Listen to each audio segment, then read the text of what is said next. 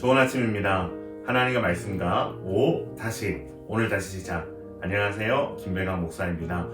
오늘 아침 함께 묵상할 말씀은 시편 34편에서 36편까지 말씀입니다. 중심 구절은 시편 31편 23에서 24절입니다. 너희 모두 성도들아 여호와를 사랑하라. 여호와께서 진실한 자를 보호하시고 교만하게 행하는 자에게 엄중히 갚으시느니라. 여호와를 바라는 너희들아 강하고 담대하라. 아멘. 감정은 신앙의 가장 원초적인 요소입니다. 아무런 감격과 감정의 변화 없이 마치 기계와 같이 드리는 예배, 섬김, 봉사, 신앙의 삶이 지속되고 있다면 그것은 우리의 신앙에 반드시 문제가 생긴 것입니다. 그러나 감정이 신앙의 원초적인 요소라고 해서 신앙의 핵심은 아닙니다. 신앙생활을 하다 보면 예배드리고 싶지 않을 때가 있습니다. 하나님께 순종하고 싶지 않을 때도 있고 교회에서 봉사와 섬김을 하고 싶지 않을 때도 있습니다. 그런데 그렇다고 해서 감정의 흐름에 따라 우리의 신앙을 내버려둬서는 안 됩니다. 그렇다면 그때 필요한 것이 무엇일까요? 그것은 바로 결단입니다. 예배하고자 하는 결단, 충성하고자 하는 결단, 사랑하고자 하는 결단, 순종하고자 하는 결단입니다. 그런데 놀랍게도 이러한 결단으로 하나님 앞에 나아갔을 때 다시 우리의 감정 또한 회복되는 것을 경험할 때가 참 많습니다. 그러한 맥락에서 시편 34편은 신앙생활에서의 감정과 결단의 상관관계를 잘 보여주고 있다고 할 수 있습니다. 시편 34편은 다윗이 아비멜렉 앞에서 미친 채 하다가 쫓겨나서 지은 시입니다. 다윗은 블레셋의 골리앗을 물리친 장수였기 때문에 블레셋 사람들은 다윗을 두려워했습니다. 그런데 다윗은 바로 그곳에서 목숨을 구걸해야 하는 인생의 비참함, 인생의 바닥을 경험합니다.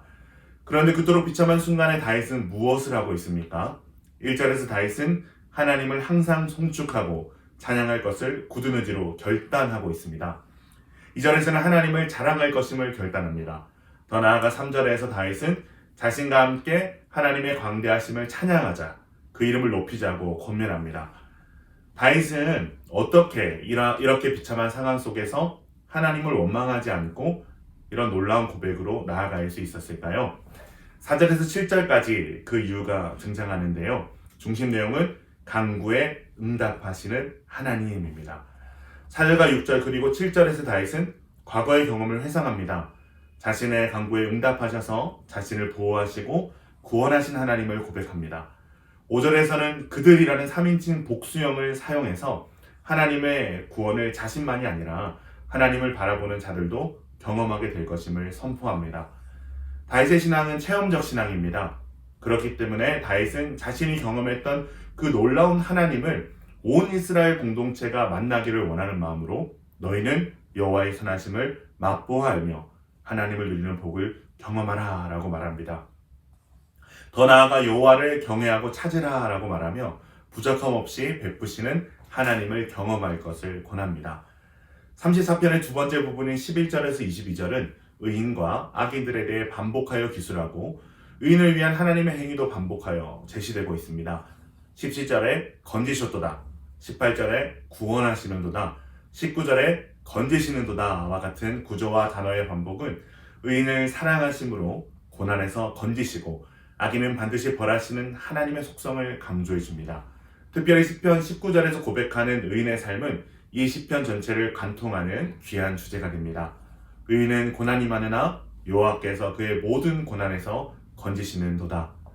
성도의 삶에도 분명히 고난은 있습니다. 아니 아마 더 고난이 많을 것입니다. 그러나 하나님께서는 성도의 삶을 보호하시며 반드시 구원하심을 믿어야 합니다. 시편 35편은 원수들의 멸망에 대한 다윗의 간구로 가득 차 있습니다. 1에서 6절에서 하나님을 자신을 위해 싸워주시는 용사로 묘사하면서 즉각 전투에 출정하여 대적들을 무찔러 주시기를 요청합니다. 7에서 10절에서는 원수들이 설치한 함정과 그물에서 건져주실 것을 호소하고 11절에서 16절에서는 자신의 친구들에 의해 배반당하고 억울한 위기에 처한 자신의 상황을 호소하고 있습니다. 17절에서는 자기를 모함하고 죽이려 드는 자들의 불의를 언제까지 두고 보실 것이냐, 그렇게 하나님 앞에 절규하고 있고 그들을 심판해 주실 것과 자신을 구원해 주실 것을 호소합니다. 그러나 다윗은 절규와 호소만으로 하나님께 나아가지 않습니다. 18절을 보면 다윗은 이러한 상황 속에서도 찬양과 감사의 선언으로 나아갑니다. 19절에서 26절에서 다윗은 거짓말로 자신을 모략하고 미워하는 자들을 고발하며 그들이 자기의 불행으로 인해 기뻐하지 못하도록 하나님의 공의로 판단해 주시기를 적극적으로 간구합니다. 19에서 26절이 악인들로 인한 다윗의 간구였다면 27절에서 다윗은 의인을 위한 간구를 합니다. 다윗은 하나님께 자신과 함께하는 의인들이 하나님이 주신 평안을 기뻐 외치며 하나님의 위대하심을 항상 말할 수 있게 되기를 간절히 구합니다. 마지막 절인 28절은 지지고 볶는 이 시편의 결론이 결국 찬양임을 우리에게 보여주고 있습니다. 아직 상황이 바뀌지 않았지만 다윗은 자신의 결심을 하나님께 아릅니다. 나의 혀가 주의 의를 말하며 종일토록 주를 찬송하리이다. 다윗은 어떤 상황에서도 의로운 삶과 하나님을 찬양하는 삶을 살 것을 결단하며 하나님을 향한 자신의 굳은 의지를 보여주고 있습니다. 시편 36편은 음모를 꾸미며 악행을 일삼는 불신자들의 생활 방식과 세계관에 대한 다윗의 노래입니다. 1에서 4절은 악인들이 하나님을 두려워하지 않고 자신을 높이며 계속적으로 범죄하고 있음을 고발합니다.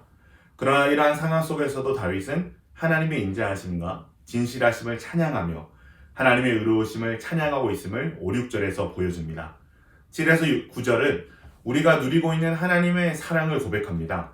온 세상 만물이 누리고 있는 하나님의 인자하심으로 사람들은 보호받고 풍족한 삶을 누리고 있음을 찬양합니다. 그렇게 하나님은 우리의 피난처가 되시며 생명의 근원과 빛이 되십니다. 그렇게 시편 36편은 승리의 노래로 마무리됩니다.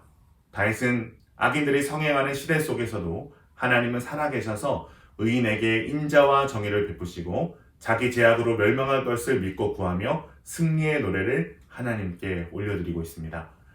오늘 말씀을 통해 우리가 얻을 수 있는 교훈은 결단하는 신앙을 가져라 라는 것입니다. 우리의 신앙이 기쁘고 뜨거울 수 없을 때 우리의 삶이 참으로 비참해지고 어려운 순간에도 포기하지 말고 하나님을 고백하고 하나님께 나아가는 굳은 결단의 신앙.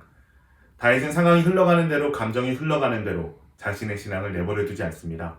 34편에서는 여전히 하나님을 송축하고 자랑할 것을 결단하고 시편 42편에서는 자신의 영혼에게 낙심하지 말고 하나님께 소망을 둘 것을 선포하는 모습까지 보여줍니다.